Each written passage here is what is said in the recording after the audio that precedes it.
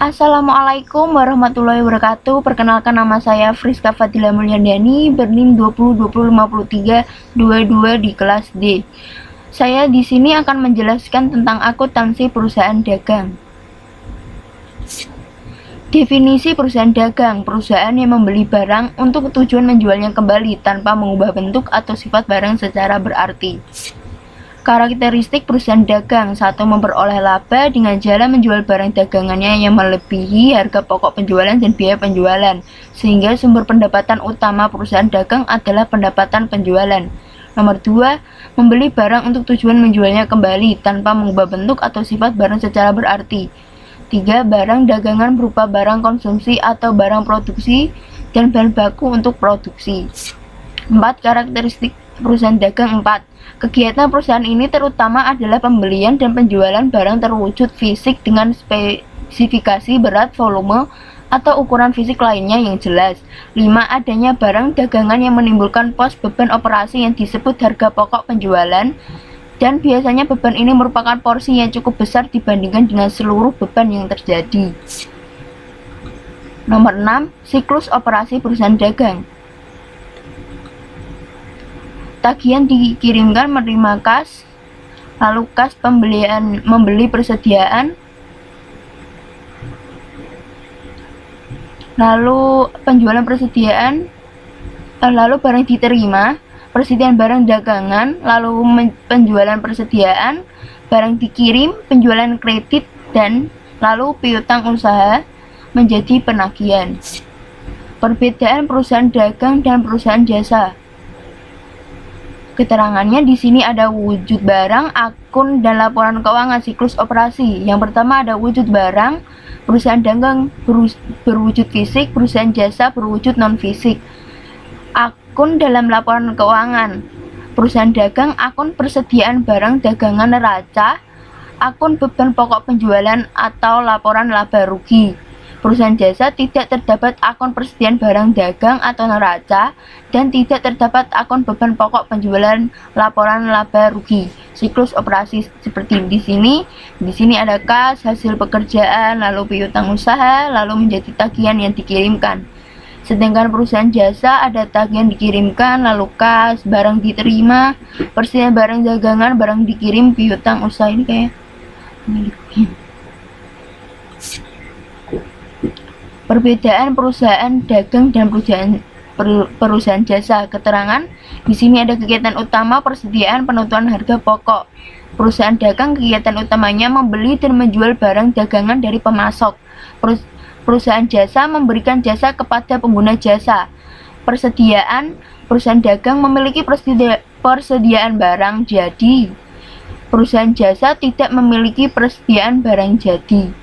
Penentuan harga pokok barang relatif murah, lalu kalau perusahaan jasa tidak perlu menentukan harga pokok barang. Rekening-rekening dalam perusahaan dagang. Akun ini dipergunakan untuk mencatat jumlah harga beli barang dagangan yang dibeli selama satu periode. Di sini ada B, reto pembelian. Akun ini dipergunakan untuk mencatat jumlah harga barang yang dikembalikan kepada pemasok karena alasan tertentu. C, potongan pembelian.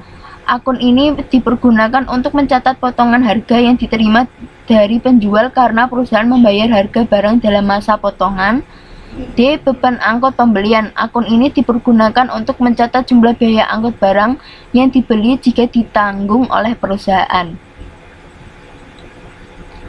Maaf, di sini tadi ketinggalan yang di A ada pembelian. Akun ini dipergunakan untuk mencatat jumlah harga beli barang dagangan yang dibeli selama satu periode. E, penjualan. Akun ini dipergunakan untuk mencatat pendapatan dan penjualan barang dagangan. F, retur penjualan. Akun ini dipergunakan untuk mencatat jumlah harga barang yang diterima kembali dari pelanggan karena alasan tertentu. G, potongan penjualan. Akun ini dipergunakan untuk mencatat jumlah potongan tunai atau cash diskon yang diberikan kepada pelanggan karena dia membayar dalam masa potongan sebagaimana tertera dalam syarat pembayaran. H, beban angkut penjualan. Akun ini digunakan untuk mencatat jumlah beban perusahaan Beban pengangkutan barang-barang yang dijual yang ditanggung perusahaan.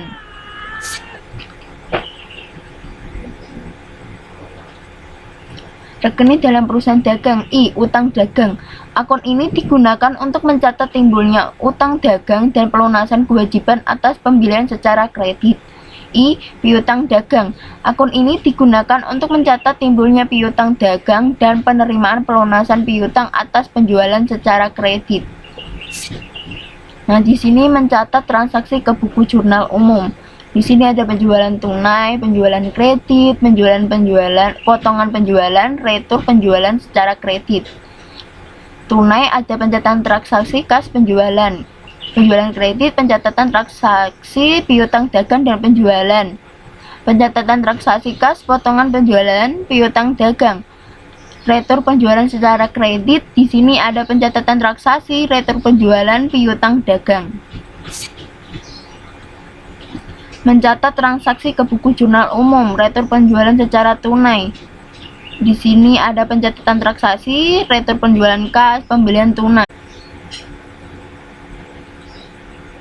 Mencatat transaksi ke buku jurnal umum, retur pembelian secara kredit. Di sini ada pencatatan transaksi, utang dagang, retur pembelian, retur pembeli, dan di sini ada retur pembelian secara tunai, pencatatan transaksi, kas, retur pembelian.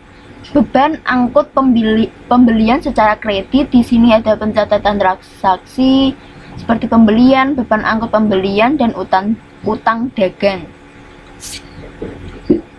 Mencatat transaksi ke buku jurnal umum, penulisan utang dagang, di sini ada pencatatan transaksi, utang dagang, kas, penyetoran uang tunai dan barang dagangan ke modal, pencatatan transaksi, kas, persediaan modal.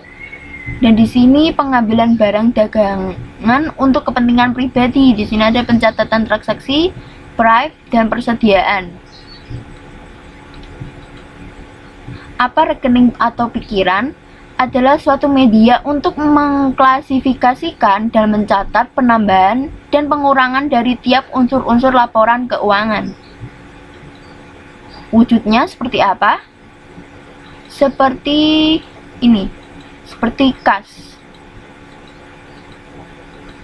Nah, di sini ada tanggal, keterangan, ref, jumlah, tanggal, keterangan, ref, dan jumlah. Jumlahnya 500. Bentuk lain seperti ini.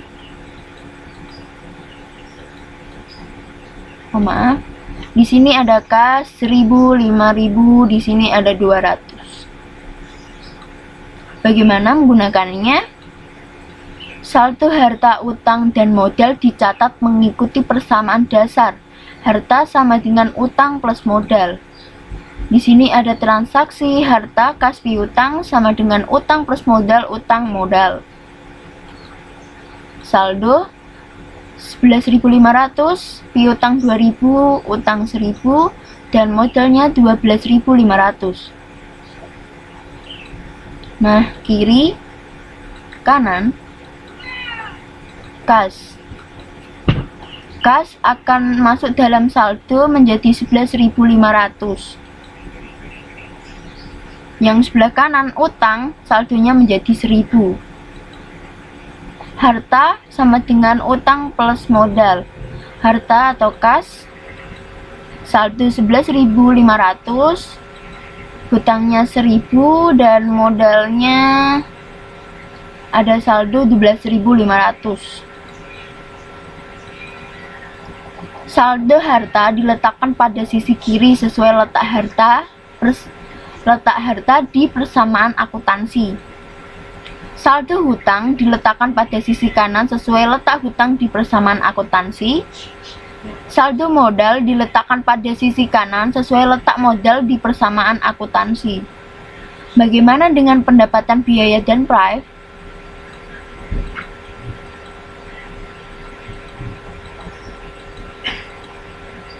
Nah, di sini pendapatan menambah modal saldo 12.500, pendapatan saldo menjadi itu, biaya menjadi mengurangi modal sama dengan biaya. Saldonya seperti contoh seperti itu. Price itu mengurangi modal. saldo XXX seperti dicontohkan. Bagaimana jika ada transaksi? Transaksi dapat mempengaruhi saldo harta, hutang, modal, pendapatan, biaya serta prive yang dicatat di masing-masing rekening. Pencatatan di rekening harta.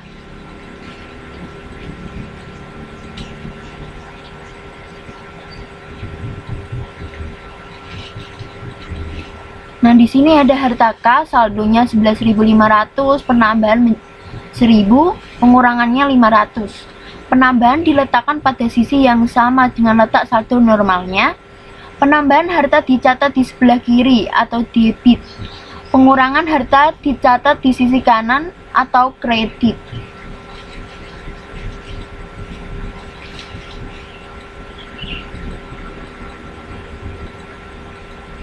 Nah, pencatatan di rekening hutang. Hutang, pengurangan 500, saldo menjadi 11.500, penambahan 1.000. Penambahan hutang diletakkan pada sisi yang sama dengan letak saldo normalnya. Penambahan hutang dicatat di sebelah sisi kanan atau kredit. Pengurangan hutang dicatat di sisi kiri atau debit.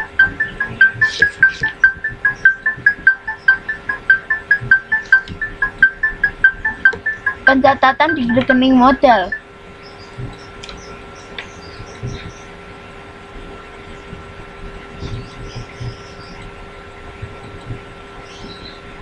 Pencatatan di rekening modal. Modal pengurangan 500, saldo menjadi 11.500, penambahan 1.000. Penambahan modal diletakkan pada sisi yang sama dengan letak saldo normalnya. Penambahan modal dicatat di sebelah kanan atau kredit.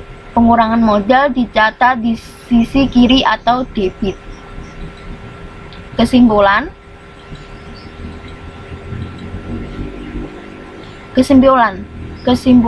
Mencatat di sisi debit belum tentu merupakan penambahan. Mencatat di sisi kredit belum tentu merupakan pengurangan. Mencatat di sisi debit rekening disebut pendebatan. Mencatat di sisi kredit rekening tersebut pengkreditan. Pedoman menggunakan akun. Ada nomor di sini, ada jenis akun, saldo normal, penambahan, dan pengurangan. Contohnya ada harta kiri, penambahan kiri, pengurangan kanan, utang kanan, penambahan kanan dan kiri. Pengurangan modal di sini saldo normal kanan, penambahan kanan, pengurangan kiri. Pendapatan saldo normal menjadi di kanan, penambahan kanan dan pengurangan menjadi di kiri. Beban atau biaya di sini kiri, penambahan kiri dan pengurangan kanan. Nomor 6 di sini ada prive kiri dan penambahan kiri, pengurangan kanan. Pedoman menggunakan akun.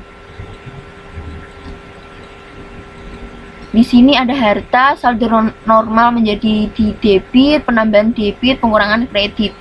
Utang, saldo normal menjadi kredit, penambahan, pengurangan menjadi debit. Jenis akun modal, saldo normal kredit, penambahan kredit, pengurangan debit. Pendapatan menjadi kredit, saldo normal menjadi kredit, penambahan kredit dan pengurangan debit. 5. Beban biaya merupakan ada saldo normal debit, penambahan debit dan pengurangan kredit. Nomor 6 ada prive debit, saldo normal, penambahan debit dan pengurangan kredit. Perkiraan atau rekening.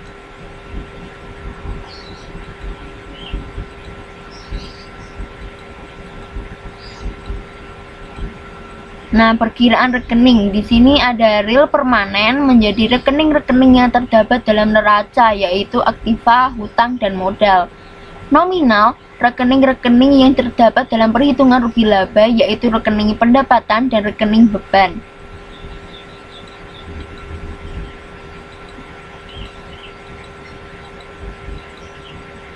Nah, di sini ada nama rekening, rekening real permanen, atau ada rekening nominal, penjualan menjadi penjualan,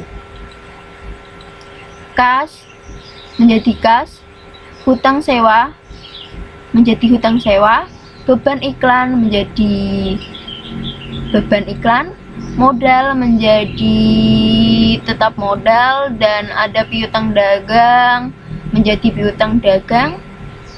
Bagian rekening perkiraan atau perkiraan merupakan daftar lengkap dari rekening-rekening yang dipakai oleh suatu perusahaan dengan penggolongan tertentu menurut unsur laporan keuangan. PT, contoh di sini ada PT ABC bagian rekening.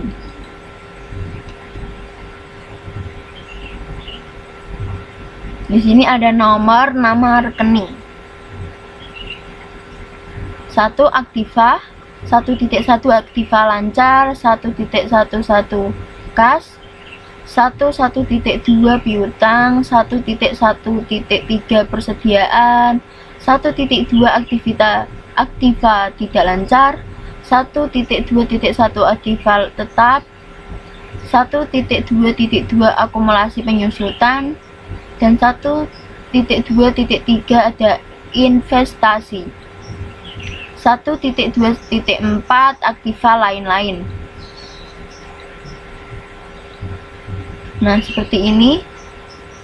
Di sini ada contoh PT ABC bagian rekening, nomornya di sini ada 2, nama rekeningnya hutang. 2 ini merupakan di sini hutang, 2.1 hutang lancar, 2.1.1 hutang gaji, 2.1.2 hutang operasional lainnya, 2.2 hutang tidak lancar, 2.2.1 hutang bank, 1.2.2 hutang obligasi. Nomor 3 ada ekutas, 3.1 menjadi modal disetor. Terima kasih, sekian dari saya. Apabila ada kesalahan di tutur kata atau lainnya, saya mohon maaf sebesar-besarnya. Wassalamualaikum warahmatullahi wabarakatuh.